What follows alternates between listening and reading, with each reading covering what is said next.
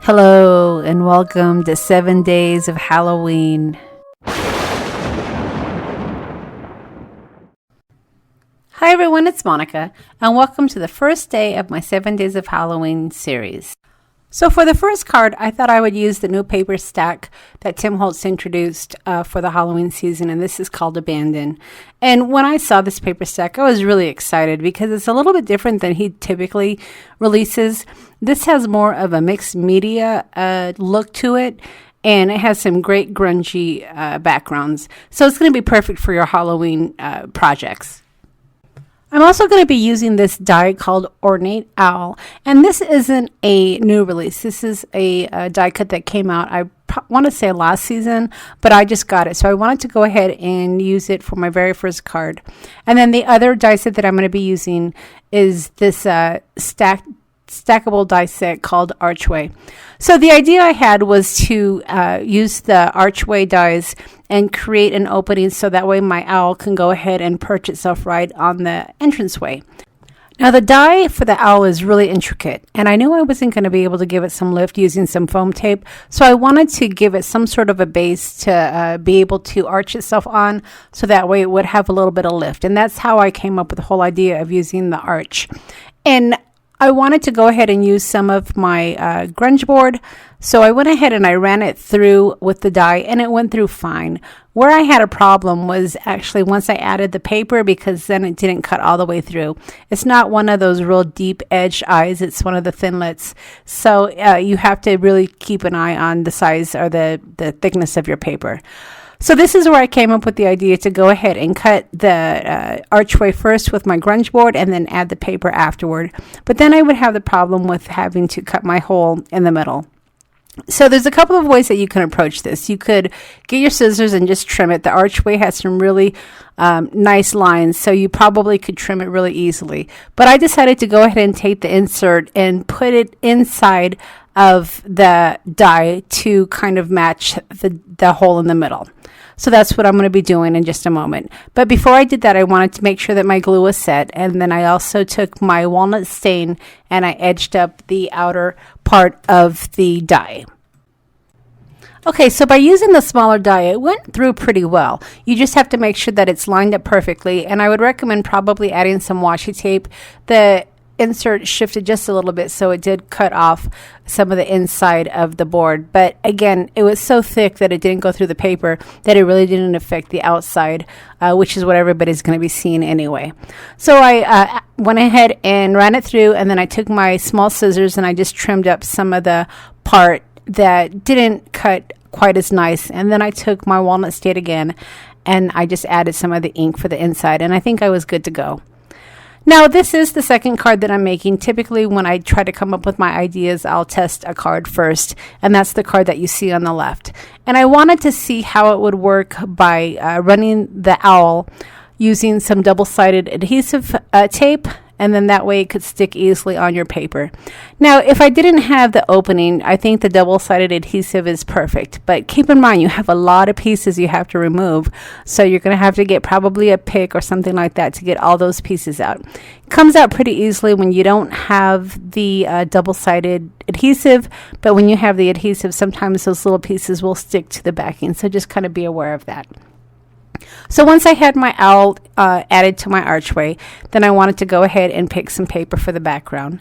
Now, when I first started out, I was going to use the abandoned paper for my background, but when I put the owl over it, it was just a little bit too dark, and I really wanted the inside of the owl to be a little bit lighter, and using darker paper, I didn't want the owl to get lost in the background. The adhesive that I'm using to add the archway to my background paper is the Redline tape that you've seen me use on my passport books. And this is the strongest tape that I've found so far. It works really well, and I wanted to make sure that this archway was secure. So that's what I decided to use to add to my background.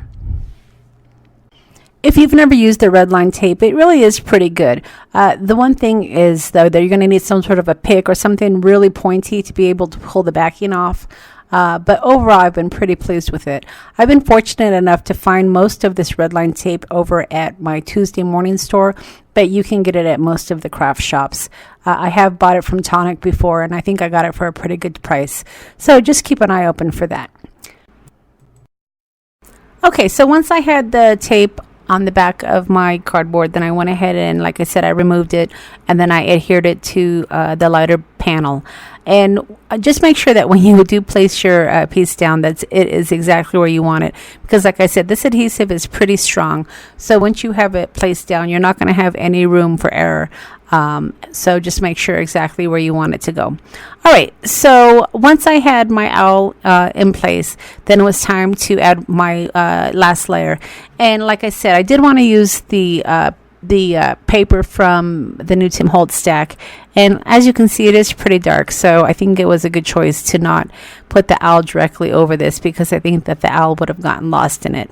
So again, I'm just adding my adhesive to the back of my cardstock, and then I will put it right on to my backing.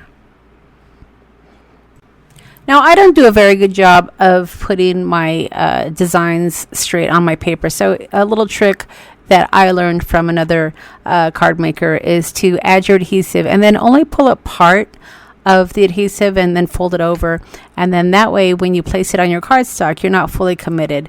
This will at least give you room if you do make an error or you need to readjust it. Your adhesive is not fully committed to your cardstock, so you can still lift it up and move it if you need to. So just a trick that I learned, and hopefully I'm passing it on to you. And then once I had my panel in place, then it was time to add my final embellishment. And this is where I decided to add a word chip. Now, you could easily stamp a sentiment at this point. You can add a sticker, but I went ahead and I went for one of the Tim Holtz word chips, because I think they have some great Halloween sentiments. And since I am making a Halloween card, I thought it was a perfect addition. Now, for anything that's bulky, sometimes what I'll do is I'll go ahead and I'll add my panel onto my white cardstock. But either way, I mean, it's not that bulky, so you could easily add your sentiment first and then add it right to your cardstock. So as I add my final touches to the card, let's go ahead and talk about what we're going to do this week. So as I said, this is going to be 7 days of Halloween. So every day I'll go ahead and I will post a video for you. And of course it will be a Halloween theme. I'm hoping to use a lot of my Tim Holtz collections, because these make great Halloween cards. And hopefully I'll give you some ideas along the way. I will ask you a question each day, and then that's what I'll use to go ahead and enter you into a drawing for a prize at the end of the series. So my question to you this time is, let me know if you've started your Halloween cards yet, and if you have, do you like to do the spooky Halloween cards or the cutesy Halloween cards? Okay, so as always, I will leave a list of all the products that I've used to create the card, along with the links to the stores. Now, if you've enjoyed my video, don't forget to leave me a thumbs up. And don't forget to leave that comment below, because that is going to be what I use to enter you into my drawing. I will do the drawing about a week after the last video. I haven't really figured out exactly when I'm going to post the first video. It really depends on how quickly I can get all of my videos taped. But whenever my last video posts, then I'll do the drawing about a week after that. And then, of course, in order to qualify for the drawing, you do have to be a subscriber to my channel. So don't forget, if you're not a subscriber, to hit that subscribe button before you head out. All right, everybody, that pretty much finishes up my first card. And hopefully we'll see you again tomorrow. Thanks for stopping by.